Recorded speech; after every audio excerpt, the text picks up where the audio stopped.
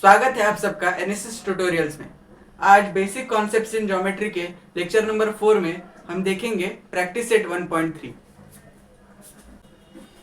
Practice set 1.3 उसका पहला question.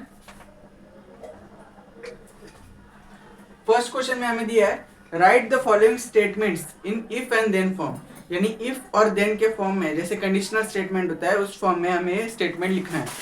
तो पहला क्वेश्चन है The opposite angles of the parallelogram are congruent। इसको हमें if and then के फॉर्म में लिखना है। तो कैसे लिखोगे? अब मैं सीधा आंसर लिख रहा हूं। If a quadrilateral is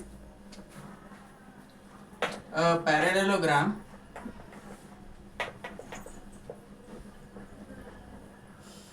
if a quadrilateral is a parallelogram, then its opposite angles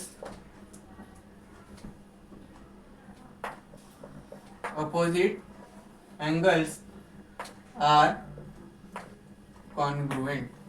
If a quadrilateral is a parallelogram, then its opposite angles are congruent। ये था if and then फॉर्म में उसका answer. अब मैं directly third वाला solve करता हूँ, second वाला आपके लिए होमवर्क है। थर्ड क्वेश्चन है in an isosceles triangle the segment joining the vertex and the mid point of the base is perpendicular to the base. तो इसका आंसर कैसे लिखेंगे इफ एंड देन फॉर्म में? If a triangle if the triangle is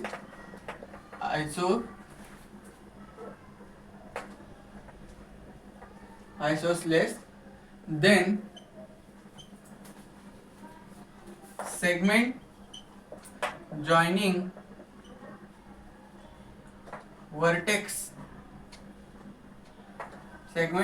the vertex and midpoint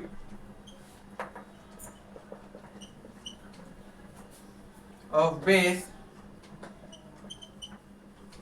is perpendicular to the base।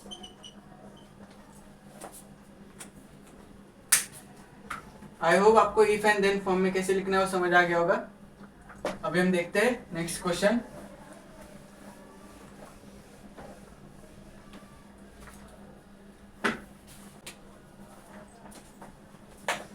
अब next second वाला question, इसमें क्या करना है, हमें कन्वर्स लिखना है। हर एक स्टेटमेंट का कन्वर्स लिखना है।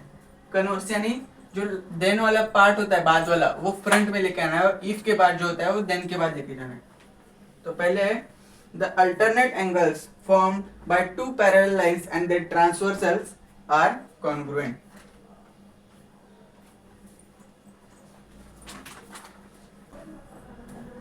उसका आंसर आएगा if the alternate angles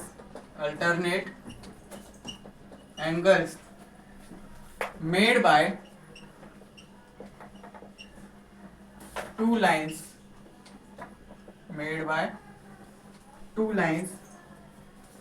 and their transversal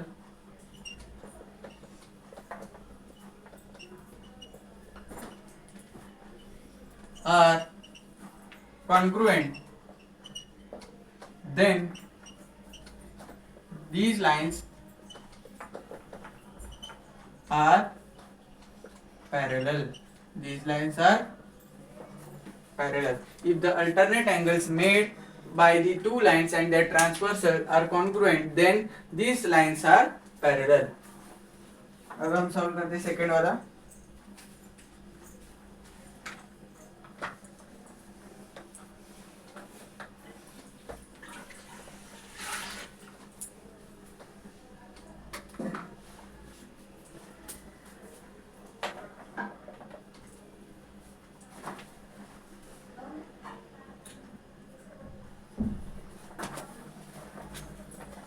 second का क्वेश्चन क्या देखो, if the pair of internal angles made by the transversal of two lines are supplementary then the lines are parallel.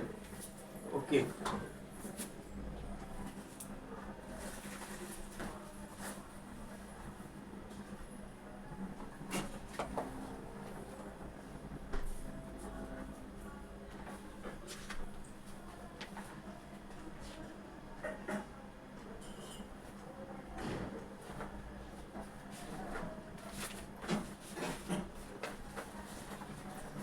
तो अब इसका आंसर कैसे आएगा?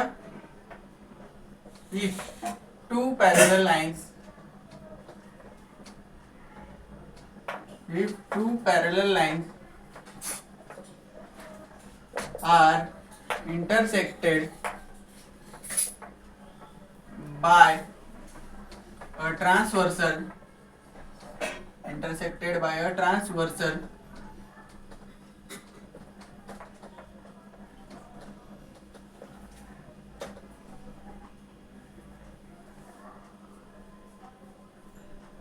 then the interior angles formed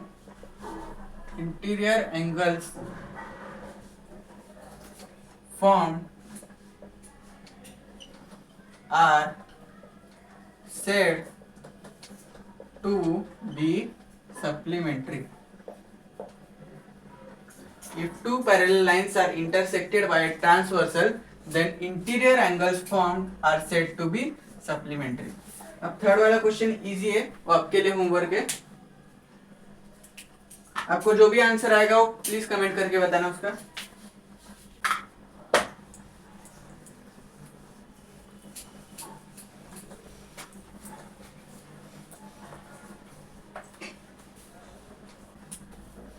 अब हम देखते हैं प्रॉब्लम सेट 1 का पहला question. Select the correct alternative from the answers of the question given below. इसमें फर्स्ट वाला है, how many mid point does a segment have. यानी एक सेगमेंट है, सपोज ये सेगमेंट है, और उसमें कितने मिड पॉइंट बन सकते हैं. आपको मिड पॉइंट की डेफिनेशन याद है. मिड पॉइंट यानी एक ऐसा पॉइंट जो किसी भी लाइन सेगमेंट को या फिर लाइन को बीच में से डिवाइड करता है, यानी वो लाइन सेगमेंट को दो इक्वल पार्ट्स में डिवाइड करता है.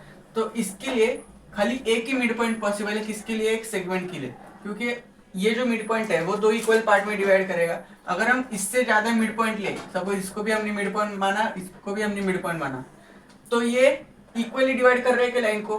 ये देखो, अगर इस पॉइंट को हम लोग मिड पॉइंट कंसीडर करें तो ये पॉइंट छोटा हो गया, तो ये लाइन सेगमेंट छोटी हो गई और ये लाइन सेगमेंट बड़ी हो गई, यानी इक्वली डिवाइड कर रहा है क्या? नहीं. तो ओनली वन, तो इसका आंसर आएगा ओनली वन, यानी A option is correct.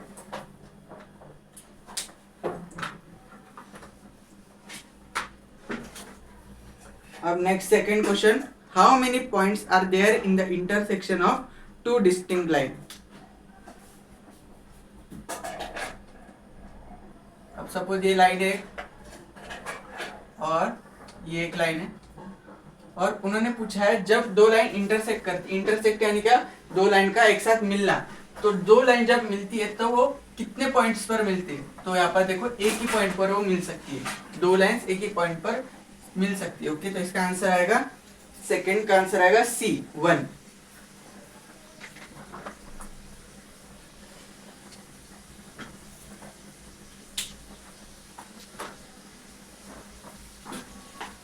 Third, how many lines are determined by 3 distinct points.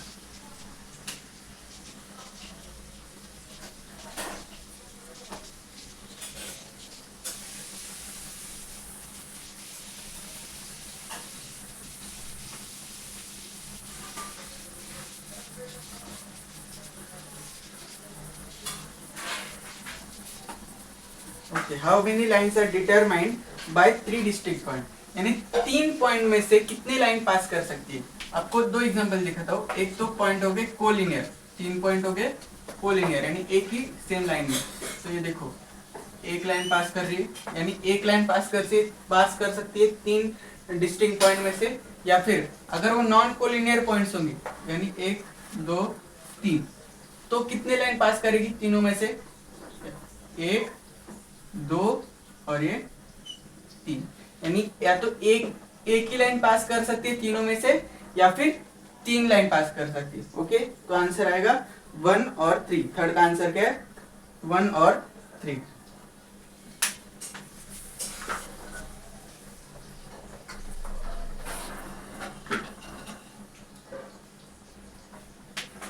उसके बाद का क्वेश्चन क्या है, find distance between A B if coordinates of A and B are -2 and 5. तो ए का कोऑर्डिनेट क्या है? -2, बी का कोऑर्डिनेट है 5. तो डिस्टेंस बिटवीन ए बी कैसे निकालेंगे? बड़ा कौन इसमें से? 5 बड़ा है, तो 5 माइनस माइनस 2 ब्रैकेट में 5 minus minus plus 5 plus 2 is equal to answer आएगा 7। तो option C is correct. Fifth वाला आपके लिए होमवर्क है, उसके जैसे ये सेम। अब हम देखते हैं क्वेश्चन नंबर सेकेंड।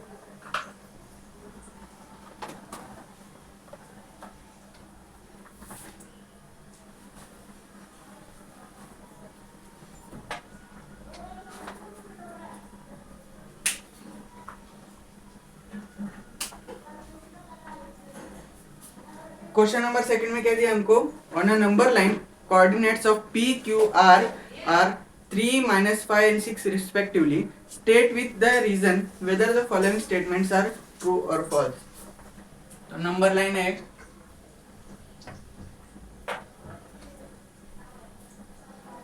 कोऑर्डिनेट से -5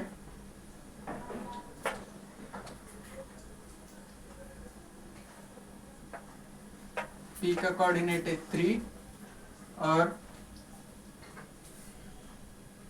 R का कोऑर्डिनेट है 6।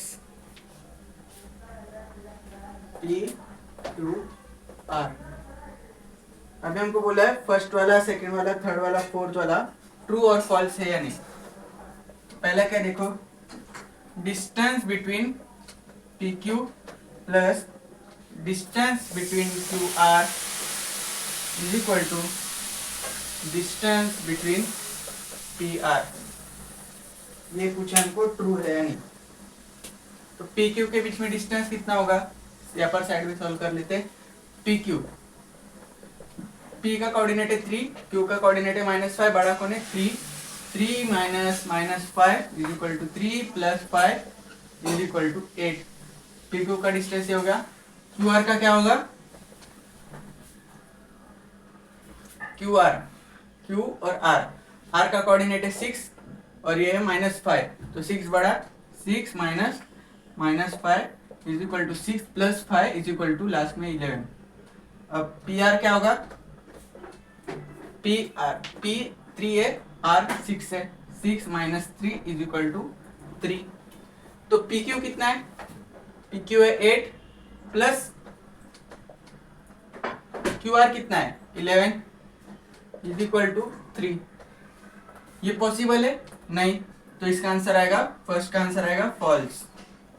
क्या आएगा आंसर? फॉल्स। अब हम सॉल्व करते हैं सेकेंड वाला।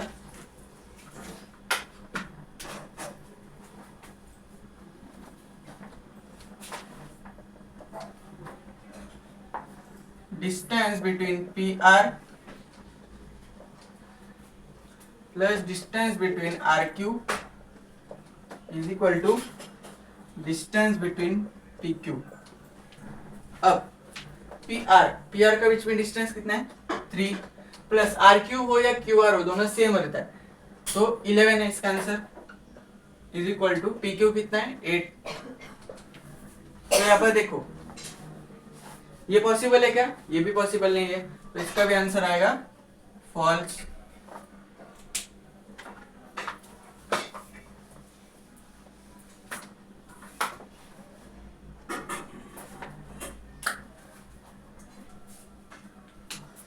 नेक्स्ट थर्ड वाला,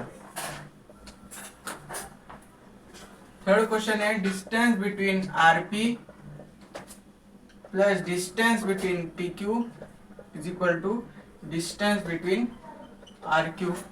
तो आरपी यानी पी आर दोनों सेम ही है, तो कितना है 3 प्लस पी क्यू कितना है 8 is equal to R Q कितना है 11। तो ये स्टेटमेंट ट्रू है, इसका आंसर आएगा ट्रू। अब हम देखते हैं फोर्थ वाला।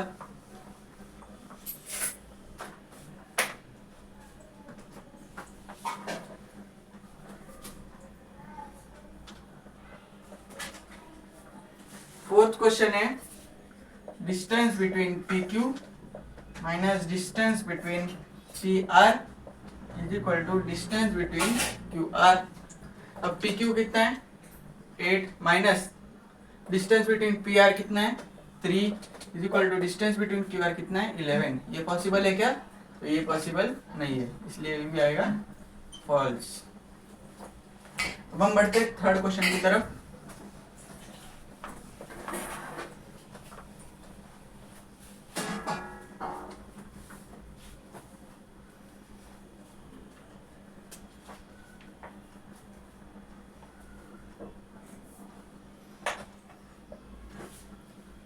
थर्ड क्वेश्चन में हम लोग सॉल्व करते हैं सेकेंड वाला।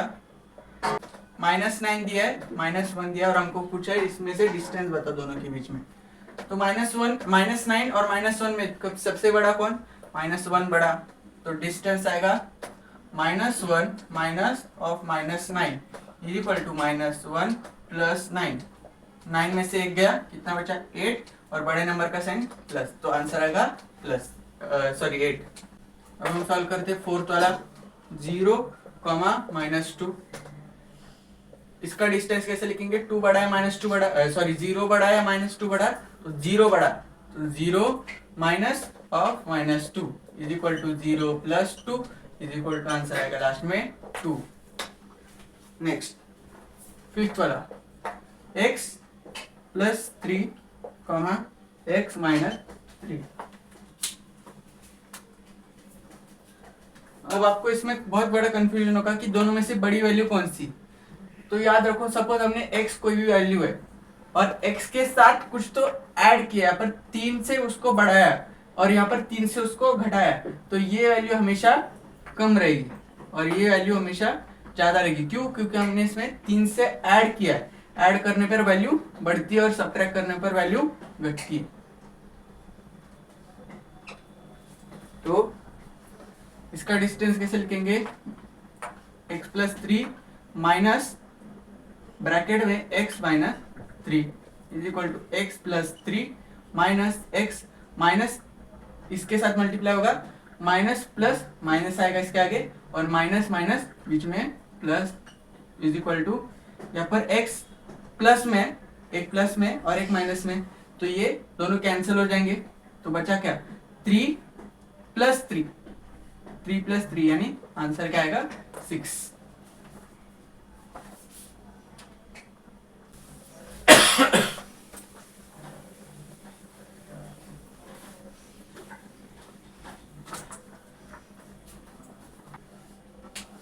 अब हम सॉल्व करते लास्ट वाला, 8th वाला। 80 माइनस 85, तो बड़ा कौन इसमें से? 80। Distance is equal to 80 minus of minus 85 is equal to 80 plus 85। Answer कितना आएगा? 165 आंसर आएगा।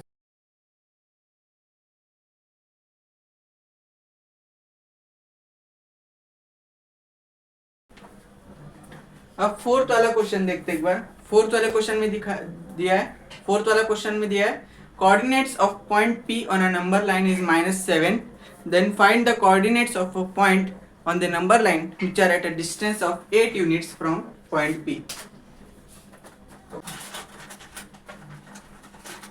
अब फोर्थ क्वेश्चन है, उसमें हमें एक नंबर लाइन दी है और यहाँ पर है पॉइंट P और पॉइंट P का कोऑर्डिनेट है -7 और हमको पूछा है इसके बाद 8 यूनिट्स बाद जो भी कोऑर्डिनेट आएगा उसका वैल्यू भी पूछा है और 8 यूनिट्स पहले उसका भी हमें वैल्यू पूछा है। ओके, यानी 8 यूनिट के डिस्टेंस पे जो भी कोऑर्डिनेट आएगा उसका वैल्यू हमें पूछा है। तो यहाँ पर हम लोग पॉइंट ले लेते A और यहाँ पर पॉइंट ले लेते B, यानी A एक ऐसा पॉइंट है जो कब आएगा? 8 यूनिट्स बाद आएगा और B एक ऐसा पॉइंट है जो 8 यूनिट्स पहले आएगा। और पॉइंट A का कोऑर्डिनेट हम लोग ले लेते हैं x और पॉइंट B का कोऑर्डिनेट हम लोग ले लेते हैं y। जैसे पॉइंट ये था और उसका कोऑर्डिनेट था -7, वैसे ही पॉइंट A है उसका वैल्यू यानी उसका कोऑर्डिनेट आएगा x और पॉइंट B उसका कोऑर्डिनेट आएगा y। यहाँ पर हमको x और y की वैल्यू ढूंढनी है, तो हम लोग लिख लेते हैं लेट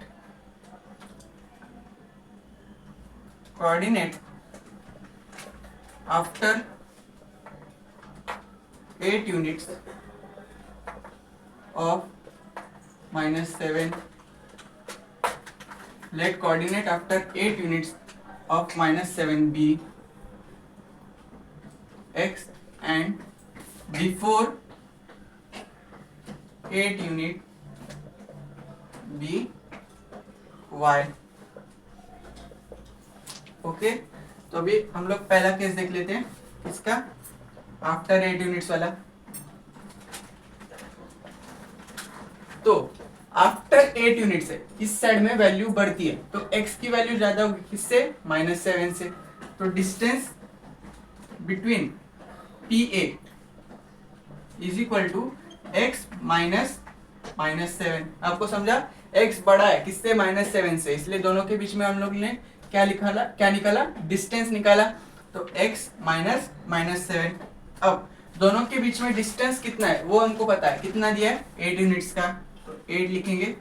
x हमको ढूंढना है, x माइनस प्लस 7 इधर जाएगा, तो 8 -7 इज इक्वल टू x. 8 - 7 कितना, 1. तो x की वैल्यू कितनी आई, 1. यानी 8 यूनिट बाद जो कोऑर्डिनेट आएगा उसका वैल्यू क्या आएगा, 1. अब नेक्स्ट,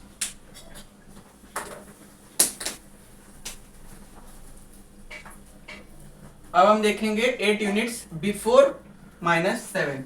अब 8 यूनिट्स बिफोर है, इसके पहले ये साइड में वैल्यू जो है वो कम होती है, इसलिए y छोटा होगा -7 से. तो distance between PB is equal to -7 minus of y, -7 minus y. और इन दोनों के बीच में डिस्टेंस कितना है, वो भी 80 है. -7 माइनस y, -7 को उधर भेज दो. 8 + 7 is equal to, 8 + 7 is equal to -y. 8 + 7 is equal to 15 is equal to -y. अभी हमको -y का वैल्यू नहीं चाहिए, हमको y का वैल्यू चाहिए, तो माइनस को इधर भेज दो. y is equal to -15. y is equal to -15. तो y की वैल्यू कितनी आई, -15.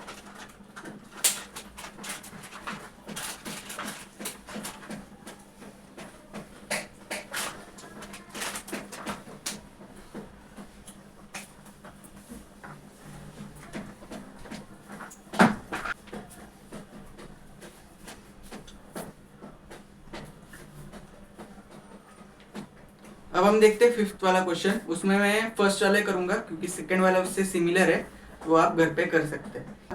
If A, B, C are the points which are collinear, मतलब A dash B dash C दिया है, इसका मतलब ये तीनों पॉइंट्स कैसे कोलिनियर है. And distance between AC is equal to 17, distance between BC is equal to 6.5. Then find distance between AB. तो हम लोग को गिवन क्या है, 5th वाला first question. A, B, C. Distance between AC is equal to 17. Distance between BC is equal to 6.5. Distance to find distance between AB.